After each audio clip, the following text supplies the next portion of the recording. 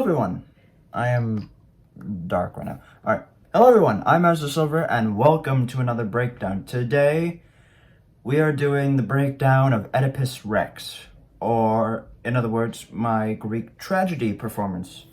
This one, I don't exactly know how I'm gonna break down. It's a very weird kind of performance to break down. One, because we're all a part of it.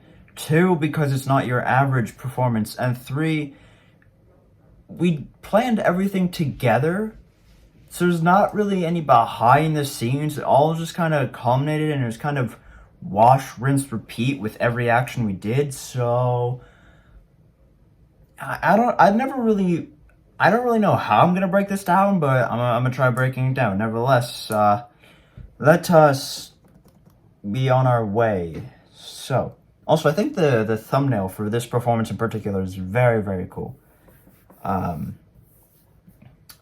So, anyway, let us, oh.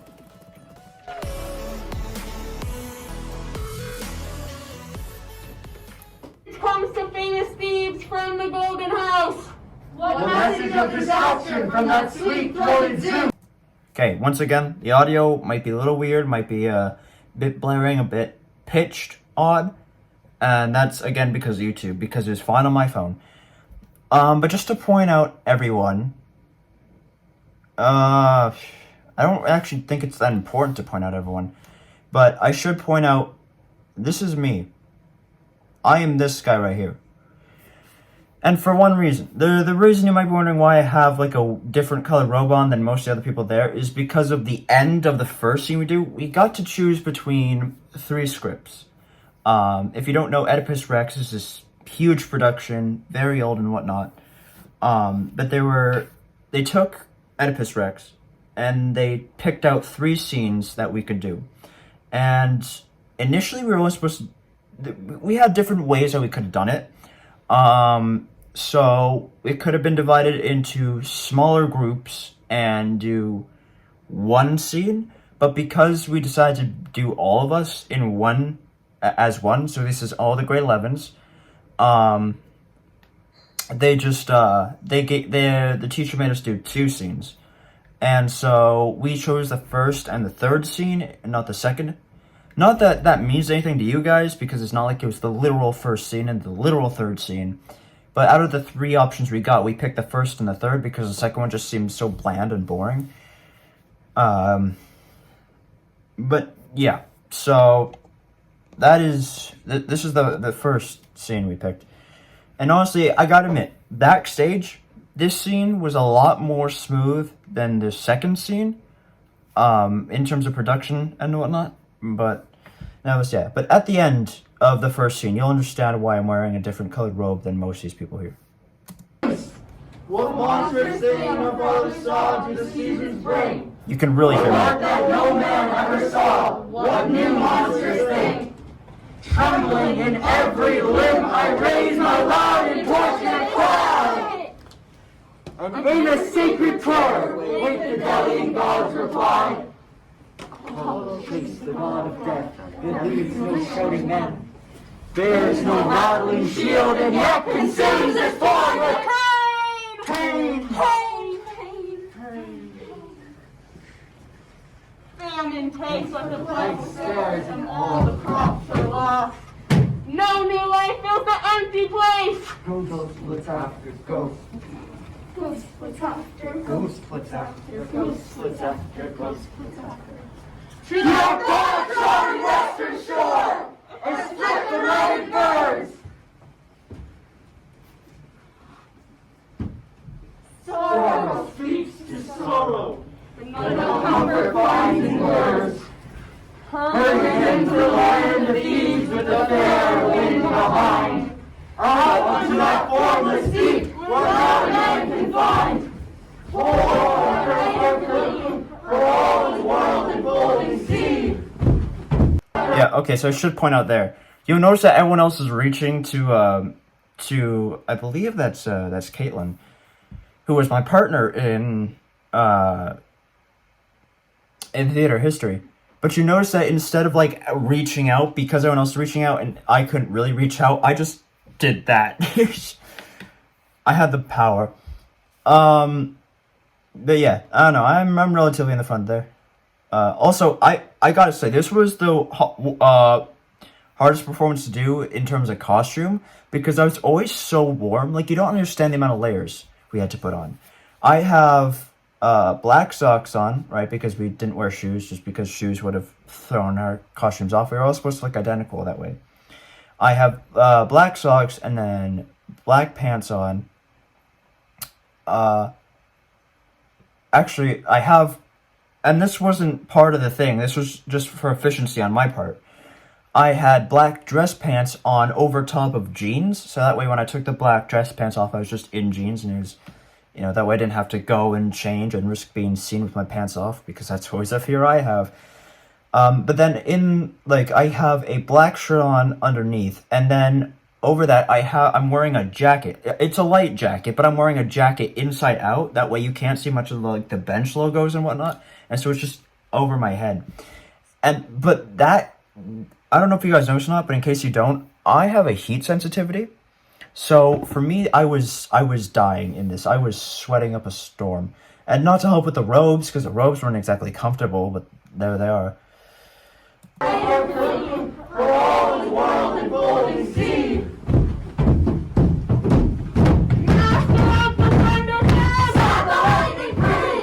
And the thunderstones up and fling about his head. For death is all the fashion now to. Yeah, so right there. This never happened any other time, but when it came performance time, they were walking so close to me. It wasn't her. She was usually in the same spot, but they were walking so close that I really had no other option. So I kind of ended up tripping over Caitlin a little bit, which didn't usually happen, and therefore I was late for the line. But yeah, that was the only time that happened, and I ended up tripping over Caitlin. So He's dead! yeah, so I got there late, so I couldn't do the action with them where they like tilt their head. All against the pallid face of this God-hated God. The swinging heel of Artemis in the hunting sandal shod. The tousle-headed Maenads, blown torch and drunken sound. Yeah, so this is what I meant by at the end of the act. You now see why I'm wearing the same, a different colored robe. It's because these two are wearing different colored robes. So the three guys wore a different colored robe. That's Quinn, and that's Ethan, and then that's, or no, was that Ethan? No, I can't remember. The stately rising king himself with his gold fillet crown, and in his hand the golden bow and stretched golden string, and black as wine sang with thirst, and all the Maenads sing.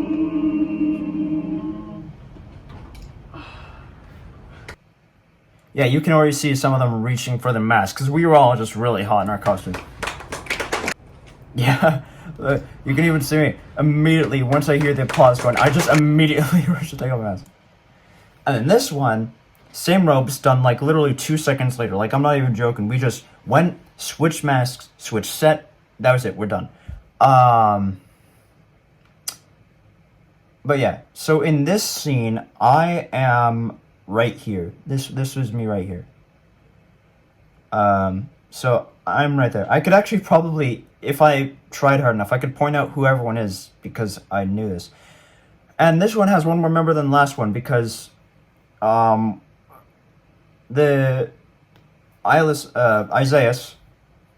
he wasn't here for most of the learning of the first act, but he got here by the time the second act had come. So we just let him skip the first one, and then he joined us in the second. So that's him right there. And then there's Bree, and I'm trying to think of anyone else that's important that would be here. Gabe's the one that's recording this. So. What can the shadow-like generations of man of fame but build up a dazzling mockery of delight that under their touch dissolves again? And it seemed blessed, but there is no man blessed amongst men. And this older king of Oedipus, he seems like a strong tower against death. And first among the fortunate. Sat upon the ancient throne of Thebes, and all men called him Great, great, great, great, great, great, great, great. But looking for a marriage bed. Okay, so that one was my fault. I'm watching me, so you can kind of see everyone else, but I'm focusing on me primarily right now for the breakdowns and whatnot. Great, great. But Yeah, you can see everyone else just looks normally, but me, because of who I am, if you notice me walking in the halls or just standing, usually most times, there are times when I don't, but usually most times I have a hand behind my back. And so as you can see, that still carried over into the performance. I forgot to not do that, but that's me. That's entirely my fault. That's just out of character me. for a marriage bed be found the bed of his birth. Till the field his father tilled, cast seed into the same abounding earth. Entered through the door that sent him wailing forth. I didn't participate in that. Together and be gone as one. How could not be hid? Okay, so you can see I'm struggling here. We were a lot closer in this performance than when we were practicing, so I didn't have enough space to get through, so I kind of had to improvise and be kind of like in the shadows trying to do the whole action. And I did, but as you can see there, I am struggling because there wasn't enough space. For some reason, all the groups were closer, more bunched together. It just, that did not work right. But nevertheless, we are all here. You got me, you got Zay, and then you got Bree. So we're all right there. And then I guess there's Ethan too. But you got the four of us right there. What does hold up that marriage bed? time watches, He is eagle-eyed, and all the works of man are known. and every soul is tried. Would you have Never come to Thebes, nor to this house, nor nor let the woman breasted face, nor beaten nor up, death has powered us, that I would never raise this song. heartbroken Oedipus. Okay. Let me go back for a second because I know there's a particular part I want to point out. I just couldn't remember. That was why there was an awkward. Set him wailing forth.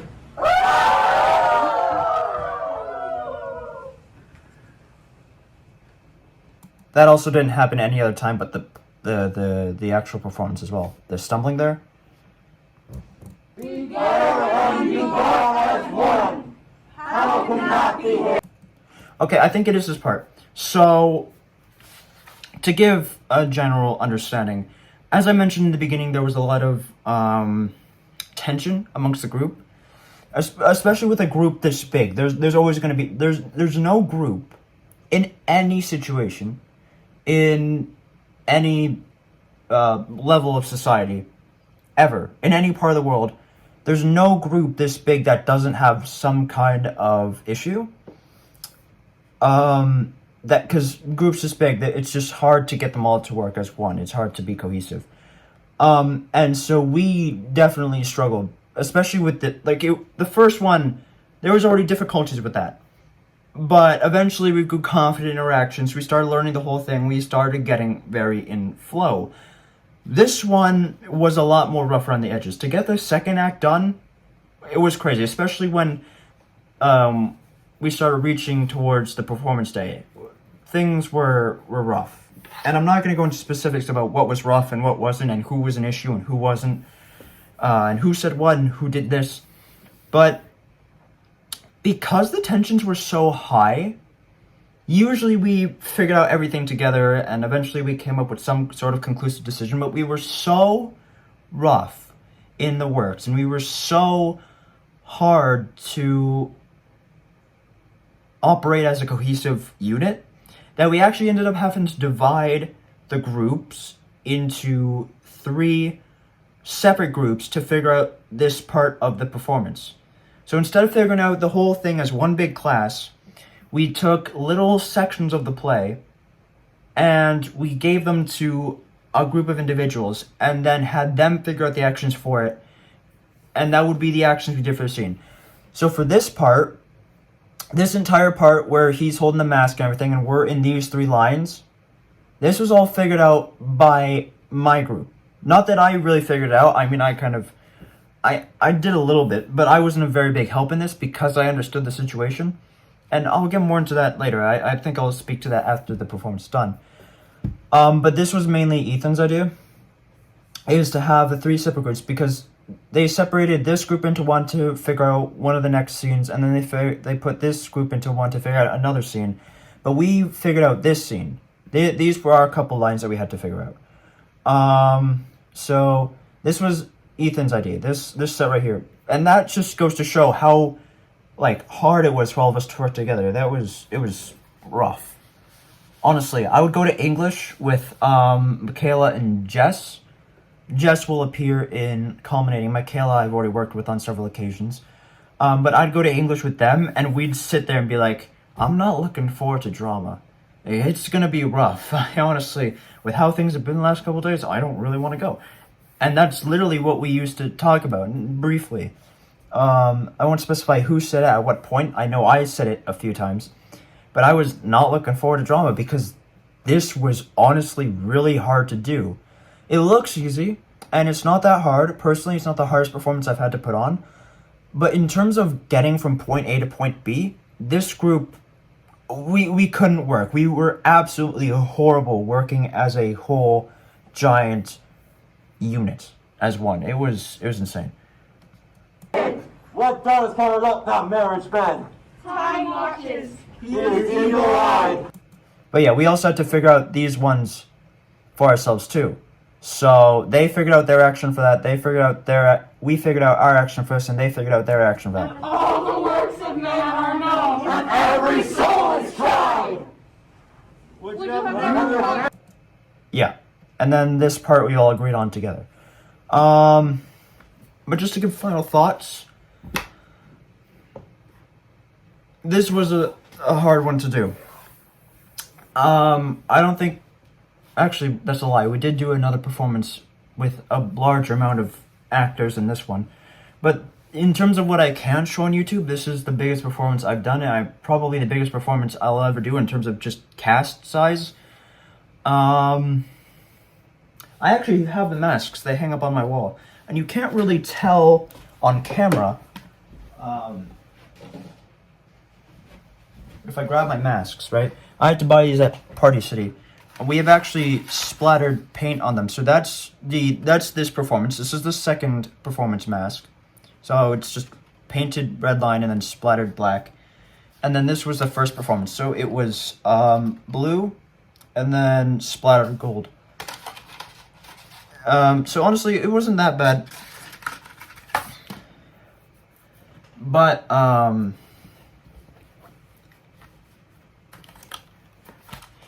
this was definitely rough to do. Now, just to give my final thoughts, some clarification as to what I meant earlier.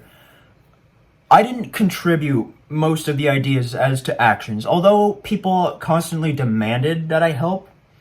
With the dynamic we had going, there were just too many ideas being shared at once, too many thoughts that were going around, too many people who want to be heard.